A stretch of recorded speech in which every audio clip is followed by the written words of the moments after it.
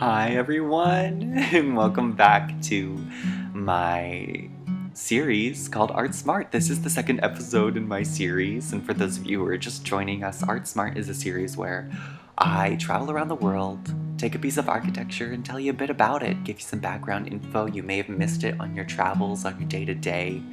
And also for those of you who have followed me since the first channel, the first episode, the first series, I have some good news, and it's that I may possibly, in fact, perhaps in time, eventually, we don't know, it's still out, we can't be sure, but I may be going viral. I might be going viral now. So this is really good news for me and everyone on the Art Smart team, which is also just me.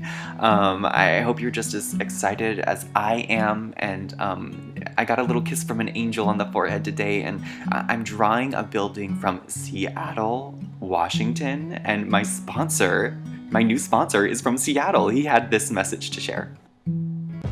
Are you a girl who's down on your luck? You live in Seattle, you don't have any money.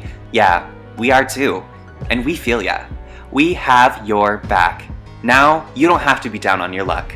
New, Room from Room. From the movie Room, featuring Brie Larson. One man will sponsor your rent for the rest of your life, as long as you live in his room. From Room.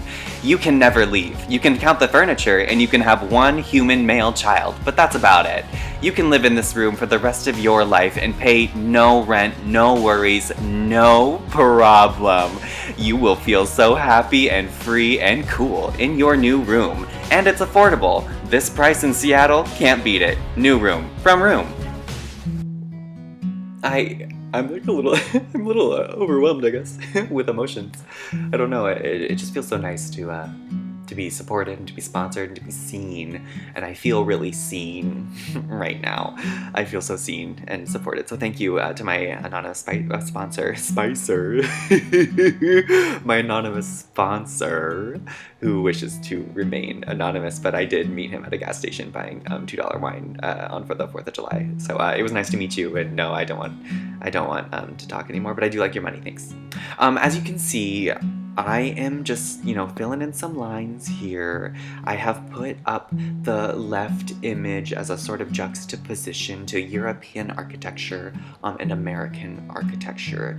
And there is a theory that all American architecture is inspired by European architecture, and we call it European architecture because it comes from a man called, he's French actually, his name is Monsieur L'Europe, which means Mr. Europe, and he actually founded Europe back in 219 BC. He came there from China, and he looked at it and was like, oh, this is Europe, and this is France, that's where it's gonna start.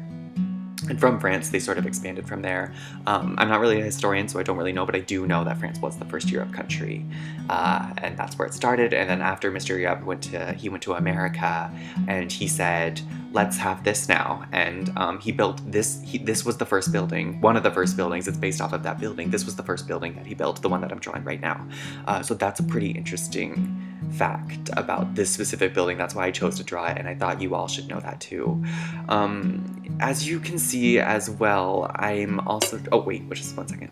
Just, can you, yep, yeah, that's enough, okay. Okay, maybe not on the floor, okay, sorry, okay, sorry, that was just, I'm so sorry, that was my cat just walked by and just threw up on the floor. I've asked him multiple times not to do that, but he keeps doing it, and I guess maybe I could train him to not, but I don't know. I think it's something we all have to live with. If you have a cat, you must live with it. There's no choice. You'll do whatever this cat tells you to do, and that's my choice. As you can see, I'm going to start to color these windows in with the color black. And this is a thing I do in all my drawings. I think it just gives it a little bit more profanity. It's more profound in the home, in the drawing itself. Because when there's all darkness, you don't know what's going to go on. And that's really true of my life. And just of homes in general. When you walk by a home, you don't know what's happening in there. There could be a party, or someone could be naked. Oh my gosh! Or maybe covered completely in mustard. That would be pretty fun. Here's the finished product of the home that I just drew. It's on a street near 26th and Pine, or Pike, no one knows, ever. And I'm so glad you guys joined me for the second episode of Art Smart. Thank you so much.